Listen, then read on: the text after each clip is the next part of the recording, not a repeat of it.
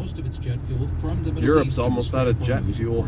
6 weeks left. Should the situation in Europe get worse, flight cancellations are likely. Airlines there have fewer options than consumers of other fuels. Daniel Ackerman reports. The market for jet fuel works differently than for some other fuels, says Ellen Wald of the Atlantic Council. For example, you can have a ship full of liquefied natural gas that's heading from one place, and suddenly, the company that owns it gets a better price from somewhere else, and they'll just turn that ship around. Jet fuel, on the other hand, is rarely purchased on the spot. Airlines will pre-buy, basically, jet fuel. They agree to a certain amount and price in advance. Wow, these so brakes they've got are contracts going out soft months. right now. That lock-in makes it hard for airlines to pivot when their suppliers in the Persian Gulf struggle to deliver. It's not like there's a whole lot of jet fuel just floating around for sale. Europe used to make more of its own jet fuel, says Benedict George of Argus Media, but not anymore. Europe has quite limited refining capacity these days. That's partly because Europe's demand for diesel cars has idiots. declined in recent years, and refineries that produced both diesel and jet fuel have closed. But now options abroad are dwindling too. China and South Korea have cut jet fuel exports because they can't get enough crude oil to make it. And that leaves places like the US. Europe is on track to receive more jet fuel from the US this month than it has in any other month in the last decade. But George says US supply is limited. I'm Daniel Ackerman for Marketplace.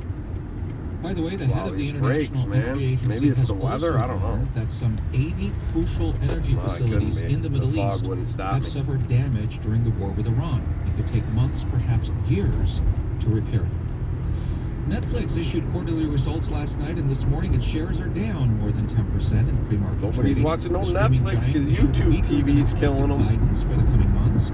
It also announced a big change in its leadership. Marketplace's Henry Epp has more.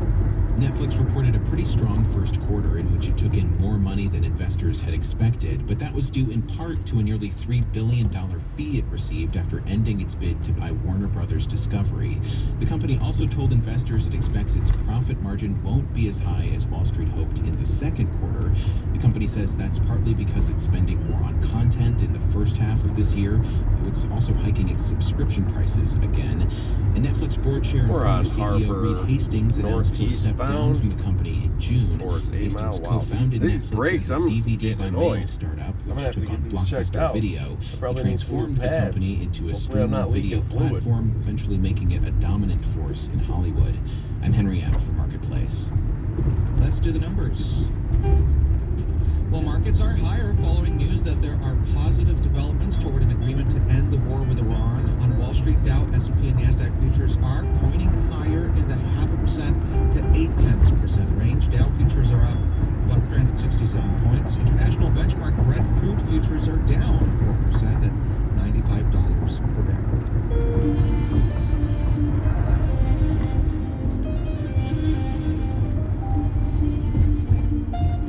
Marketplace Morning Report is supported by Schwab.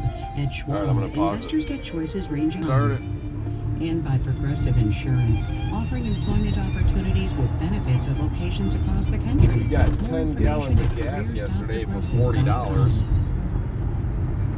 The Trump administration is planning a big that change. gets us about, I want to say, right around 200 miles. Once consideration of how much on the good side. I think $50 worth of gas is set to require earnings tests. Colleges and universities will have to prove their graduates make more money with a degree than workers. The miles per gallon on average on this whip are 18.8. The federal government is drawing a that hasn't changed at all, and I don't even know how to reset that. Undersecretary of Education Nicholas Kent told a policy negotiating panel in December that it's time for a hard reset. Taxpayers are funding a massive federal expenditure on post-secondary education. The receipts they want are results.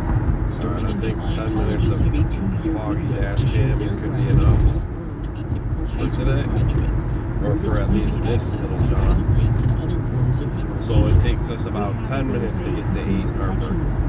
Maria Toyota is president and CEO of the WASC Senior College and University Commission. Higher education accrediting agencies like Toyota's now feature virtual dashboards to show median earnings for different college programs by institution. It's only material to us if the outcomes significantly differ. Some states aren't waiting for Washington to ask for receipts. Instead, Massachusetts, North Dakota, Arizona, and others are innovating with new reduced credit bachelor's degrees. These programs promise a work-ready education in fewer years. The general public wants to know, is this worth the investment for my son or workforce, as opposed to preparation for a master's degree or graduate level work? Some states are also considering legislation that would cut low-earning majors at public colleges. But Maria Toyota from WASC says salaries are not the only measure of a successful education. Obviously, this isn't measuring other things related to developing the soft skills and what have to do with the, personal development, that sort of thing. She says the federal earnings test might be a narrow measure of success, but it's the measure that the Department of Education has decided to prioritize. I'm JD Allen for Marketplace. And checking numbers again, the Dow futures are up now 1%. S&P futures up 0.7%. I'm Nova Safo with a Marketplace Morning Report. From APM, American Public Media.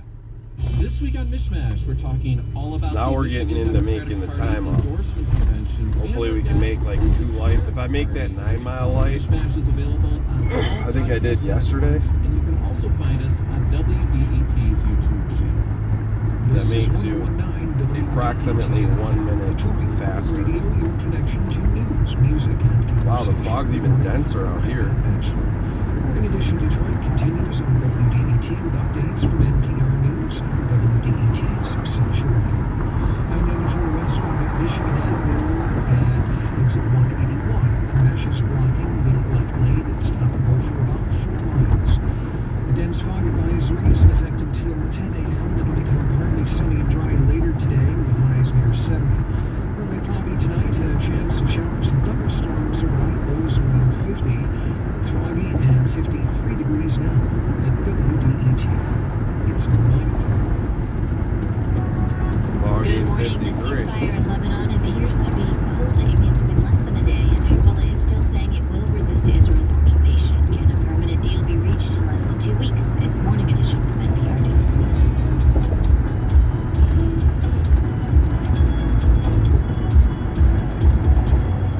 Congress is pushing the Trump administration to say more about its military spending. I'm Layla Falden. Debbie Martinez. Republicans want the White House to ask for money for the Iraq War, and Democrats want details about a $1.5 trillion budget request. And the director of a new documentary about Lorne Michaels says the Saturday Night Live creator is still trying to prove himself more than 50 years after the show's debut.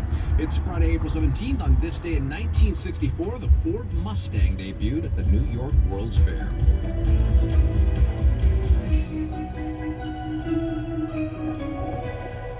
News is next. Live from NPR News in Washington, I'm Corva Coleman. President Trump has suggested that a second round of talks between the U.S. and Iran could happen in Pakistan.